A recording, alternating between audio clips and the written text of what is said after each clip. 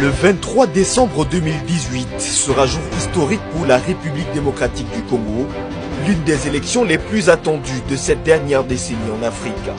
Avec pour la première fois l'introduction du vote électronique à travers la machine à voter, plus de 40 millions de Congolais iront aux urnes pour désigner le nouveau président de la République. Le président sortant, Joseph Kabila, s'étant retiré conformément à la constitution du pays. Le candidat de la coalition au pouvoir devra batailler dur dans cette course au fauteuil présidentiel face à 20 autres prétendants qui ont tous à cœur d'accéder à la magistrature suprême. Pendant 40 jours, Vox Africa mobilise ses équipes sur le terrain pour vous faire vivre la fièvre de l'élection présidentielle congolaise. Présidentielle 2018 en République démocratique du Congo, c'est bientôt sur Vox Africa.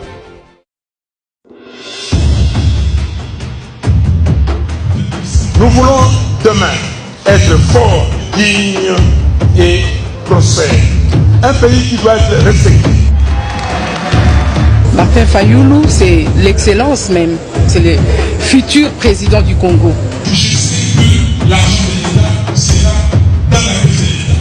Aujourd'hui, il n'y a pas de concurrent en République démocratique du Congo.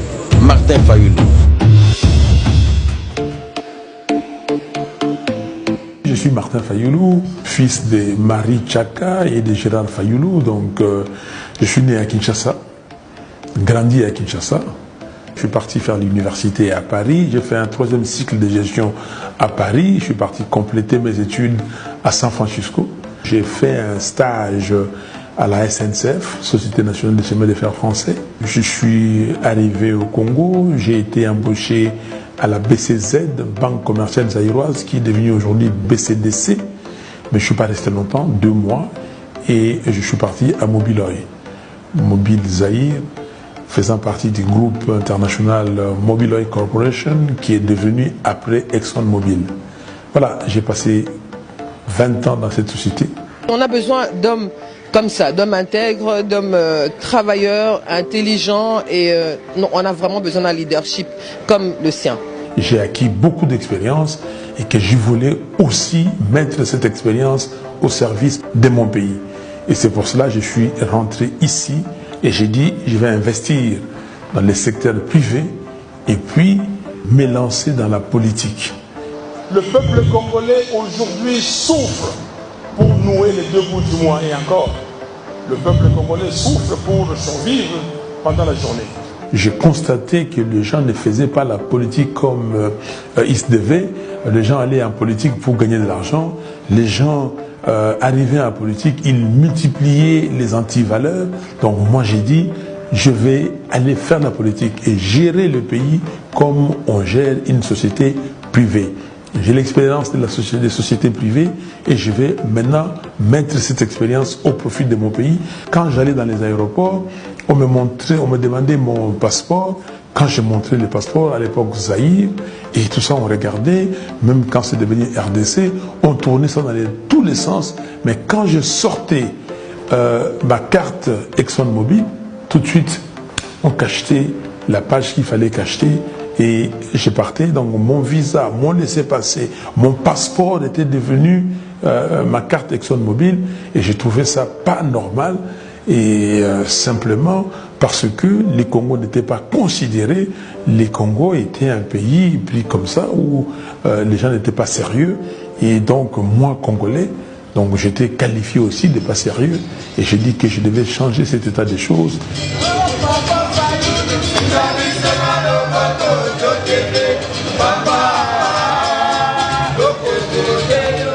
Personne ne peut m'arrêter, personne ne peut arrêter ce que Dieu a mis à quelqu'un. J'ai été arrêté, j'ai été tabassé le 24 octobre 2011 pendant qu'on se préparait pour demander à la CENI l'audit du fichier électoral. J'ai été pris en sandwich devant la poste de Kinshasa, sur le boulevard des 30 juin. J'ai été copieusement tabassé et ces gens-là se disaient que non, vous le laissez partir, il va mourir. Mais je ne suis pas mort, je suis là. J'ai été victime de plusieurs attaques et j'ai reçu une balle d'ailleurs le 19 septembre 2016. Mon hôtel a été fermé et ma maison a été incendiée Et donc tout ça, mais ça ne m'empêche pas de faire la politique, ça ne m'arrête pas. Au contraire, ça me renforce parce que j'ai dit, il voit quelque chose en moi. Et tout ça, peut-être Dieu fait ça pour m'aguerrir, pour me donner plus de force. Je dois tout faire pour devenir président de la République et donner aux Congolais ce qu'ils méritent. On devait avoir les élections en 2016 et jusqu'aujourd'hui, nous sommes en 2018, on n'a pas d'élection et j'espère que le 23 décembre, nous aurons ces 3 élections comme le dit le calendrier électoral. Le peuple s'est pris en charge et a déjà choisi son candidat qui n'est personne d'autre que Martin Fayulu. Pourquoi c'est moi? Il faut poser la question à mes pères, pourquoi ils m'ont élu? J'ai été élu, on a proposé un vote, je suis là. C'est Dieu qui a fait que ça soit moi. Vous croyez en Dieu? Ah, totalement, oui. Totalement. Si je suis vivant ici, c'est grâce à Dieu. Et si j'ai été élu candidat commun, c'est grâce à Dieu. Je crois totalement que Dieu donne à chacun de nous une mission, que chacun a une raison d'être. J'en ai une. Et que chacun doit, normalement, s'il découvre sa raison d'être, il doit faire ce que Dieu a mis en lui pour qu'il le fasse bien et efficacement. Vous savez comment le peuple congolais m'appelle? Le soldat du peuple. Alors, pour avoir un tel surnom, si ce peuple ne vous connaît pas, et partout, pas simplement à Kinshasa, partout on vous appelle le soldat du peuple, et ils ajoutent les gardiens du temple.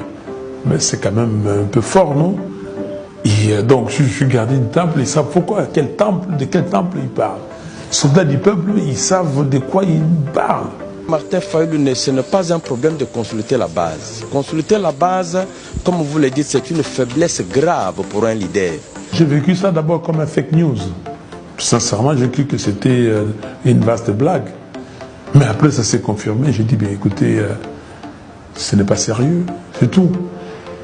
Si quelqu'un peut renier sa signature, la signature qu'il a posée sans contrainte aucune, donc là, ça va. Quel signal on donne aux enfants? Ça fait partie d'une histoire. Revenir sur ça, c'est la distraction. On nous a déjà distraits et le pouvoir nous distrait. Et maintenant, la campagne, on veut encore nous distraire. J'ai dit non. Nous sommes partis à Genève pour nous choisir un candidat commun. Et de commun accord, nous avons choisi les candidats communs. Nous avons tous dit, parce que nous avons répondu aux questions des facilitateurs, est-ce que si demain, c'est vous qui n'êtes pas choisi comme candidat commun, vous allez continuer? Oui, je vais continuer et tout ça, c'est l'affaire de tous. Qu'est-ce que vous voulez d'autre? Chacun a dit ce qu'il voulait. Et alors, si ce n'est pas moi qui suis choisi, je suis obligé de me plier à la décision du groupe, comme n'importe qui. D'ailleurs, c'est pour ça que nous avons signé cet acte d'engagement, pour s'engager que je ne changerai pas ce qui est écrit ici. S'il a changé, on peut dire, on peut être flexible, donc on s'appelle à l'écart, et j'expose, et les amis me comprennent, et puis on change. Mais si ce n'est pas ça, on ne change pas. Mais nous sommes passés par plusieurs étapes. Vous parlez de Genval. J'étais instrumental à Genval. Genval allait presque à l'échec. Mais je suis venu et j'ai proposé une solution. Et cette solution qui a été retenue. Et finalement, Genval est un succès. J'ai travaillé longtemps avec Tshisekedi, père. J'étais presque un conseiller de Tshisekedi. Presque un conseiller. Depuis la conférence nationale, avant la conférence nationale. Le candidat commun de l'opposition, Martin Fayulu, d'hier avant Genève, a développé un certain enthousiasme de la population tout autour de lui, qu'aujourd'hui on ne sait pas mesurer. Allez-y dans toutes les provinces de la République démocratique du Congo. Je vous donne l'exemple aujourd'hui de Kisangani, Beni. Voilà, la province de Chopo, Nord Kivu, Sud Kivu. Mais le badge de Martin Fayulu sont vendus cher. Si vous n'en avez pas, mais c'est comme si tu n'es pas congolais. Au contraire, il y a une croissance incomparable. Mais Martin Fayoulou, ce n'est pas n'importe qui. Martin Fayoulou, c'est l'excellence même. Martin Fayoulou, j'espère que vous connaissez, vous avez pris connaissance de son background. Vous savez comment il a dirigé ExxonMobil et partout il est passé et comment il était obligé à un moment donné d'arrêter de travailler pour son propre compte, pour se lancer dans la politique, pour redynamiser les choses dans cette ville et pourquoi pas dans le Congo. Martin Fayoulou tiendra parole. Martin Fayoulou est d'abord chrétien avant d'être un homme politique. Nous soutenons dès le départ, donc dès Genève, nous soutenons le président Martin Fayoulou et la Mouka. Il est temps que le Congolais se réveille pour reconstruire ce Congo ensemble. J'ai entendu le programme qui est très intéressant. Ce que j'ai retenu, c'est un Congo prospère et digne. Il serait temps, franchement, que les gens puissent vivre dignement, que le regard justement des Africains et des autres pays du monde change vis-à-vis du Congo. Les Congolais ont un potentiel, on a tout pour réussir et il est temps qu'on se réveille justement pour commencer à travailler et on lui fait confiance à 100%.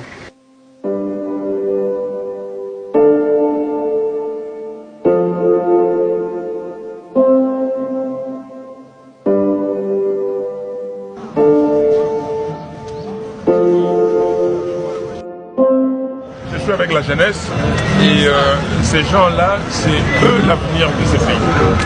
Et nous devons tout faire pour qu'ils puissent trouver un espace où ils se développent correctement. Donc je suis avec eux, je discute avec eux, je comprends leurs problèmes et je leur dis simplement que nous devons changer ce pays. Nous devons cesser d'être la risée du monde et chacun de nous doit contribuer pour cela. Arrêtez les antivaleurs, prenons des valeurs positives, des vraies valeurs, l'amour, la justice, le travail, l'intégrité. Et c'est ça qu'il faut pour ces jeunes. Parce que ces jeunes-ci, c'est eux qui feront les Congos demain.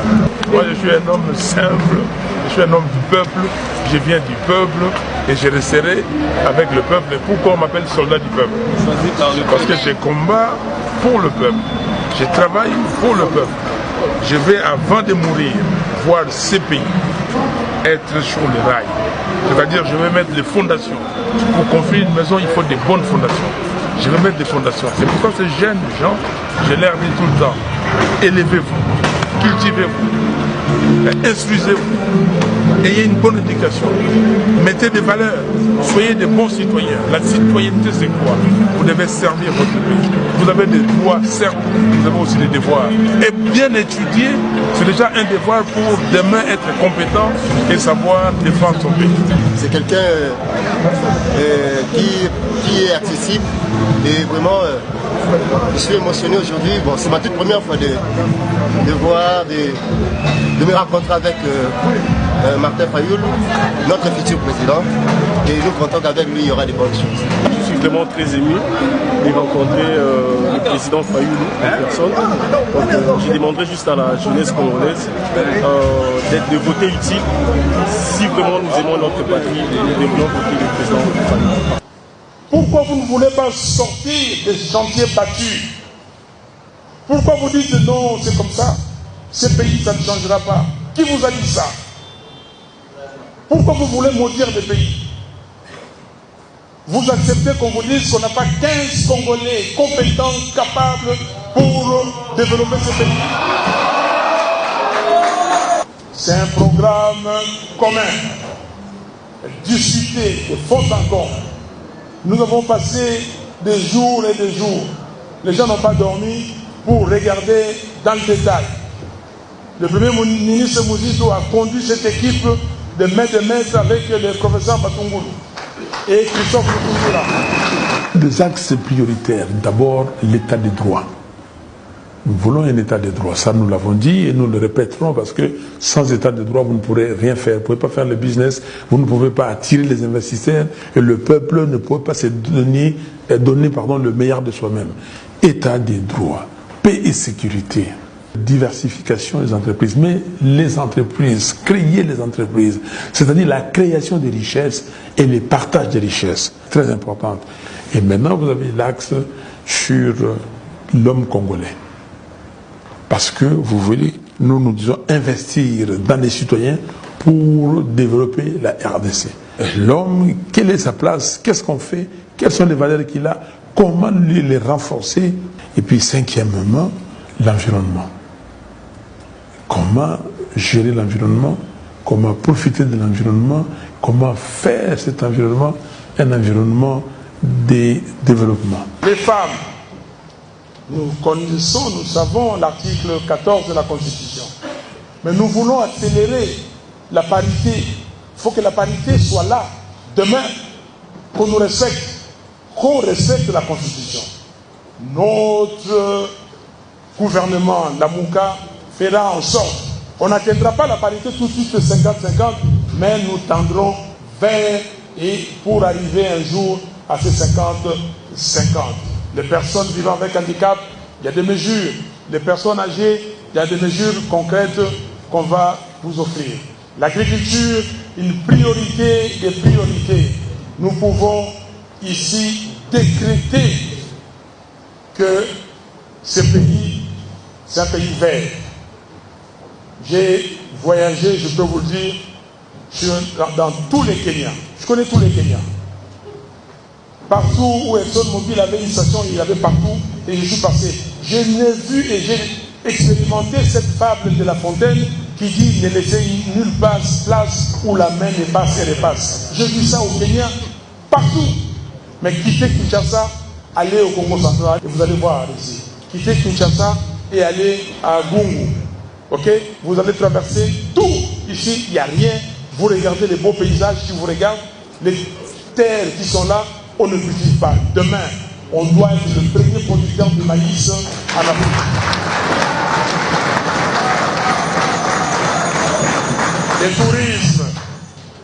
Les tourismes, et je l'ai dit tout le temps, l'Afrique du Sud, plus de 10 milliards de tourisme chaque année dans son budget, plus de 10 milliards. Mais le Congo offre plus de possibilités touristiques que l'Afrique du Sud. Nous avons toutes les sortes de tourisme ici dans ce pays. Demain, il faut le faire. La culture. Pourquoi ces domaines-là, la culture? L'Angleterre, à un moment donné, les bulletins ont fait rentrer de l'argent. Même notre pays. Vous ne vous rappelez pas, c'est que la culture, quand j'étais gosse, il y a des gens qui me demandent, mais comment tu sais chanter toutes les chansons anciennes? Mais moi, j'allais, parce que j'étais d'enfant, j'étais avec ma grande sœur, quand ils allaient à Vis-à-Vis à l'époque, j'ai écouté toutes les chansons, j'étais là. Mais à cette époque-là, vous savez que les Ouest-Africains venaient ici à Kinshasa pour suivre Rochero, Franco, Nico, Calais. Rappelez-vous de cette chanson.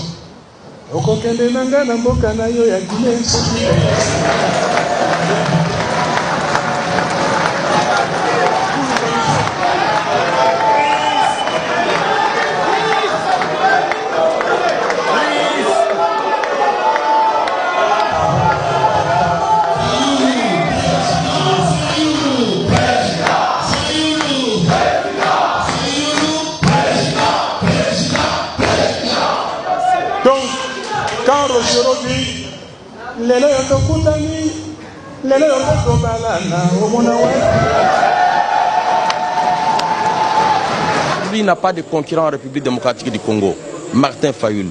D'abord, c'est un homme propre et crédible face aux Congolais et ils ont plus confiance à lui. Il est complet, très complet. Non, il n'y a pas un seul candidat que je redoute.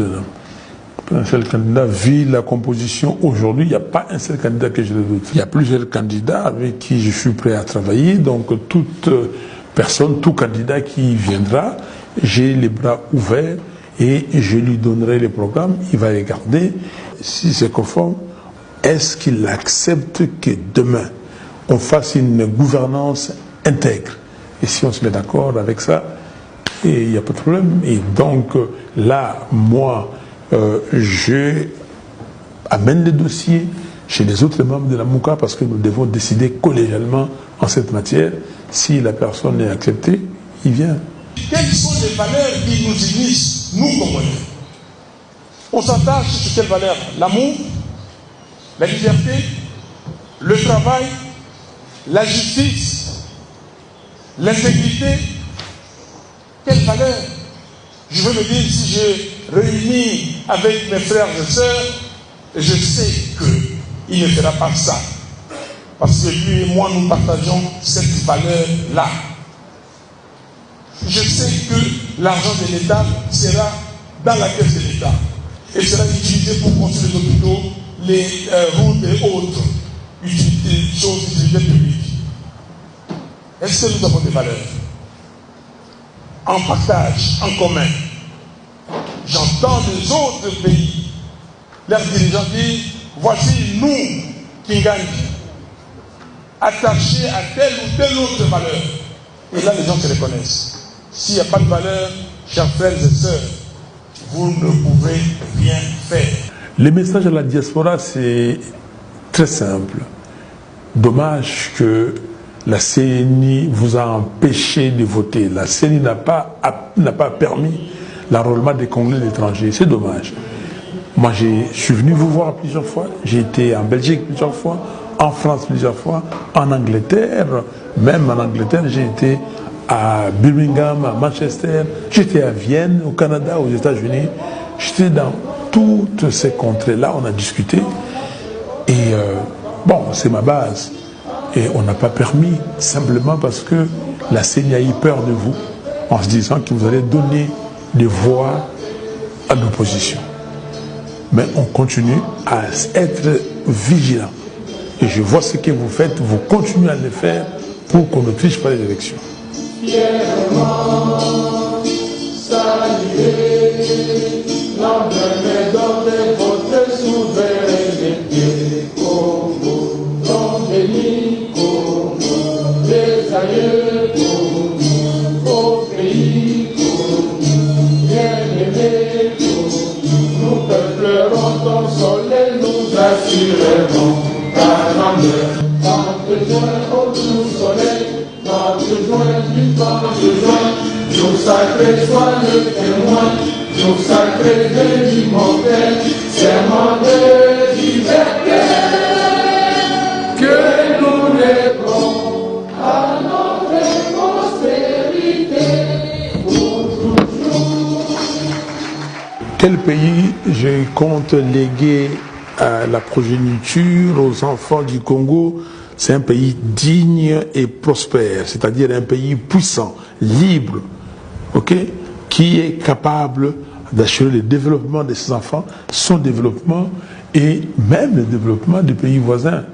On ne peut pas laisser les pays entre les mains des gens qui ne comprennent pas ce qu'ils veulent.